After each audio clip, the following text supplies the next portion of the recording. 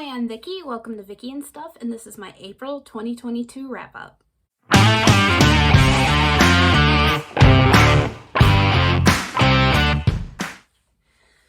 Okay, so this month I read a total of 10 books. Out of those, 2 were ebooks, 2 were physical books, and 6 were audio books.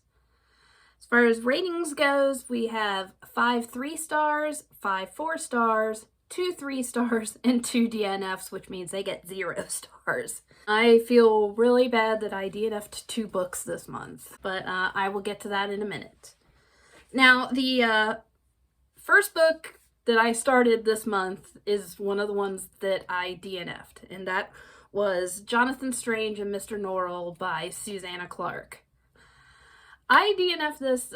This was an audiobook. I DNF'd this because it was, I don't know how to, it was very boring. I didn't like the language of the book. Kind of high upper crust society type stuff that was going on. It was really slow, kind of, you know that bit Monty Python, The Holy Grail, where it just seemed like, it just kind of felt like, hey, get on with it. Yeah, get on with it. I ended up DNFing that, and I was like kind of in a funk for a couple of days. And then I decided that I was going to do a mood read at work, and I chose Stardust by Neil Gaiman, and thank goodness I found this book. It was another audiobook, and I gave it 5 stars. Never mind. We make mistakes on this channel, and we keep them in. I think Stardust was actually on my TBR. I don't think it was a mood read. Oh no. I didn't even go back and watch my video. I'm terrible. Whether or not that was on my TBR or not, that's what I chose to listen to next. And it was 5 stars. I enjoyed the hell out of it. It was definitely a little different than the movie. I'm going to go into spoilers here for Stardust, the movie, if you haven't seen it.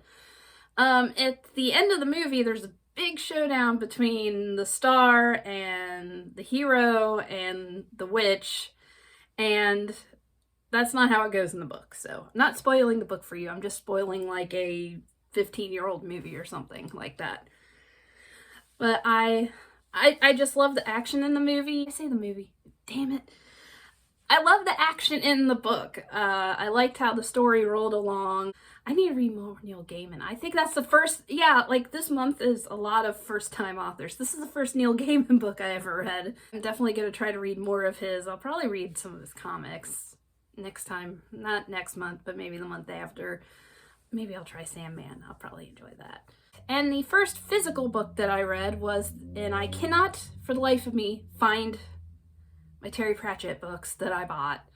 They're somewhere in the house. I looked for 20 minutes before I started filming, so we're just gonna go with it. And the first book I read was The Color of Magic, which was by Terry Pratchett, as I just said.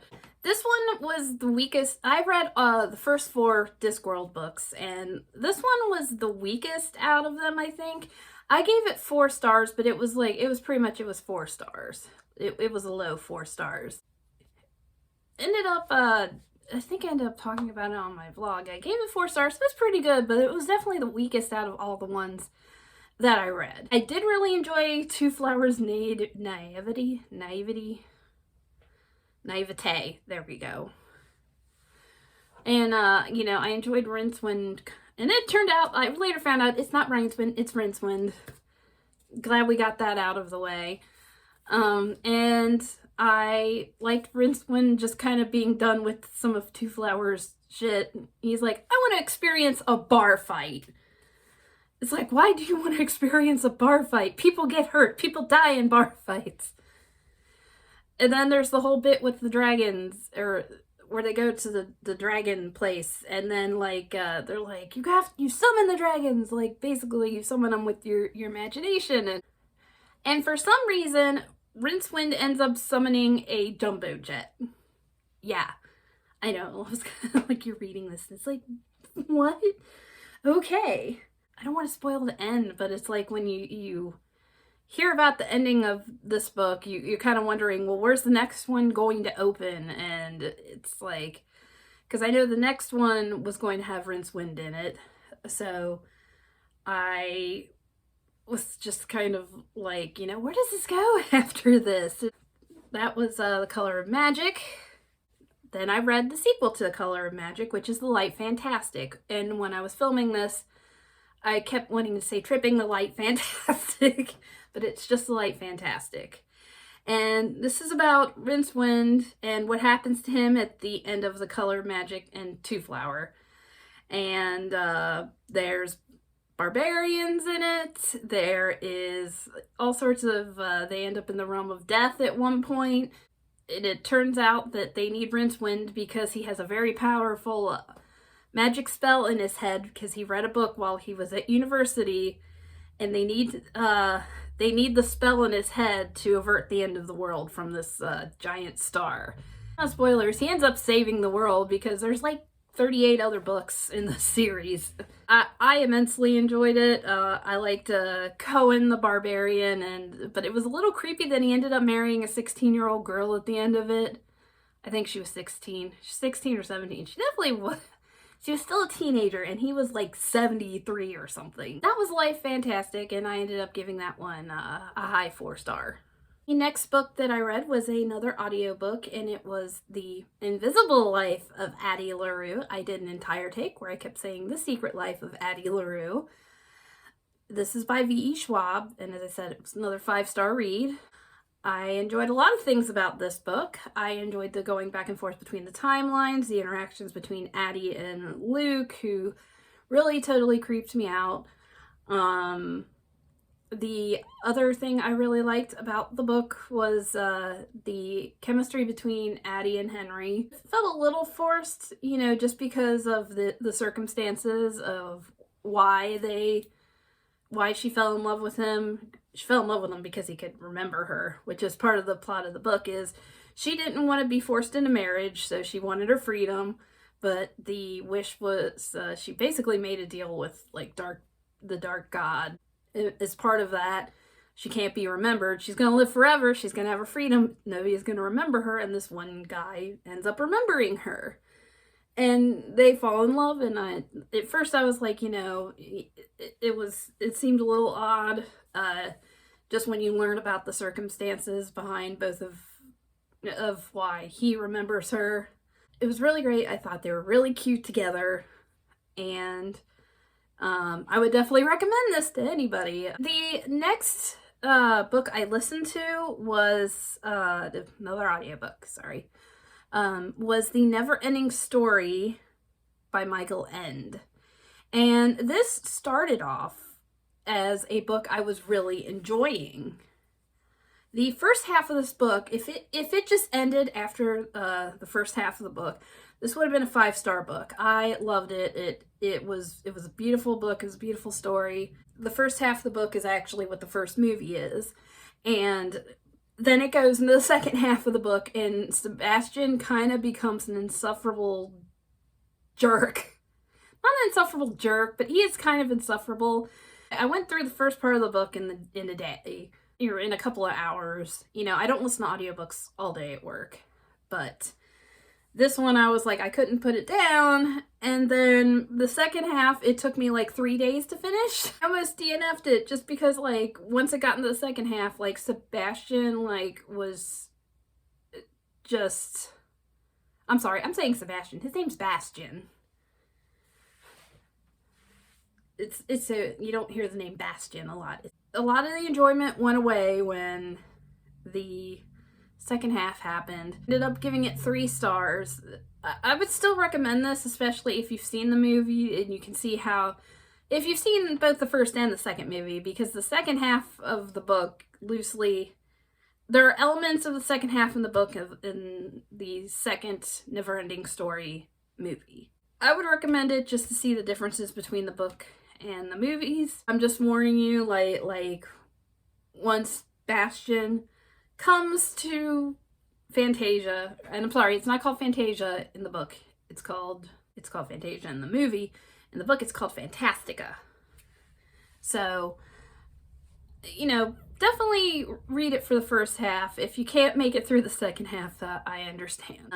So that was a Never-Ending Story. So next is an ebook that I read, which was another Terry Pratchett book, and that was Equal Rights, which is about a girl who somehow has wizard magic, which is wrong because she's a girl. She should have witch magic, not wizard magic. And there's this witch named Granny Weatherwax who is trying to train her to be a witch.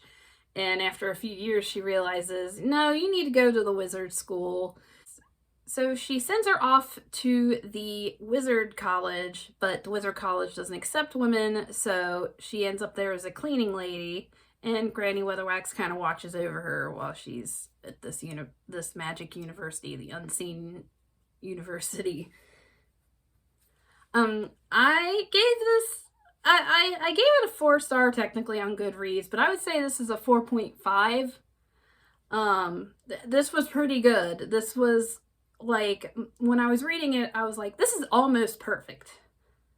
Like, you ever had, like, it's really hard for me to, like, describe, like, when I read something, you know, but I was like, this is an almost perfect book. Like, there is something about this book, and it's like, it's almost there. It is fantastic. It is almost perfect. But I ended up giving it a 4-star, but I would give it, like, a 4.5 star. Definitely. It was funny. The characters, every character was likable, even like the kind of jerky ones. I thought I was gonna really miss Rincewind, but after this I was kind of like, okay, I want to see other people in this world. So I loved it. I'm gonna definitely recommend Equal Rights by Terry Pratchett. The last Terry Pratchett book I read was one I ended up giving 5 stars, which was Mort. This one is about a guy named Mort who ends up becoming the apprentice of death. And he wants to do a good job, but then he ends up realizing that death comes for everyone, and there is no justice, there is only him. I think there is no justice, there is only me, is what he says. And he's like, well, what happens to people when they die? And that's none of his business. It's whatever they think is going to happen. Mort is sent to kill a princess who is about to be crowned queen after her father is killed by her uncle, and Mort doesn't want her to die, so he ends up saving her from an assassination attempt, which screws up all of reality, and he realizes reality is going to reset itself. Ends up being Mort, and also, during the middle of all of this, Death ends up, I guess, deciding that he's retiring and he wants to become a line cook, and he starts trying to experience things that humans experience. He just becomes really interested in humans. So definitely read this one. Everything in this book, like, you know, before when I was talking about, you know, how Equal Rights was almost a perfect book, I think Mort was a perfect book. From beginning to end. The ending was satisfactory. It was a little cheesy, but it was definitely satisfactory. Every character in this was great. My favorite part of it is the Royal Recognizer. So definitely go out and read Mort by Terry Pratchett. Okay, so we're going to come to my second DNF, which was this, The Cottage in the Woods by Catherine Colville. I wanted to like this book. I really did, because I'm like, oh, it's like a weird retelling of Goldilocks and the Three Bears. The summary of this is different than the summary. I have a physical copy of this, but I ended up getting the audiobook. The audiobook was definitely it was, you know, I thought this was going to be from the perspective of Goldilocks, and it ended up being the perspective from a character. Okay, they do mention the governess on here. But the summary was completely different on the app that I got the audiobook from than it was on the back of this. So I felt like I was a little misleaded, but it's another one of those things where it's like kind of Victorian or Regency, and it's it's an upper society thing, and it's the flowery language, and then she's got like a romantic rival in here. It's one of those things where she's like, I hate that. It's like the Regency romance thing of, I hate this man, but I'm going to end up with him in the end because there's just something about him. And I was reading it and I was like, that's just what it's going to be, and I can't take the interactions. Like, she's constantly getting in trouble. There's like a bully nurse in here. Yeah, I just, like, I got about 2 hours in, Goldilocks hadn't shown up, and then there was racism. And I mean, I don't like racism, but it wasn't that I was like, oh god, racism, I don't want to read about that. I do. It's just, I actually read a book that did that better than this, which was Unbirthday, and that covered, you know, racism in like Victorian times, so I would rather read that than this. So I DNF this, and yeah. You might like it, I don't know, but I didn't. Right, and the last book that I read, and I ended up reading this on audiobook too. It was a hectic month. I was sick or injured a good chunk of the month, so I just ended up doing audiobooks because it was easier. So the last book I read was Ella Enchanted by Gail Carson Levine, and I ended up giving this 3 stars because it was alright. I've never seen the movie. Have I seen the movie? No, I haven't seen the movie. It was cute. You know, I like bullying is something I'm not a real big fan of. So when she's getting bullied by the stepsisters at the stepsister at the finishing school, like, I really wasn't enjoying that. But I didn't hate this book. And then I started the audiobook, and then I got like 10 minutes in, and I'm like, wait, I've read this before, and I've just completely forgotten about it. And I went through and I was like, you know, I might go back and give this 2 stars, because it was just, apparently it was completely unforgettable until like I got into it. I was like, well wait. Yeah, it's like, it's Cinderella, but, you know, Cinderella has like a curse on her that makes her obedient, and people take advantage of her. So I was like, yeah, okay. Not the best thing I've read, not the worst thing I've read this month. I could actually get through it, maybe because it was so short. But that's Ella Enchanted. That is my TBR for April 2022.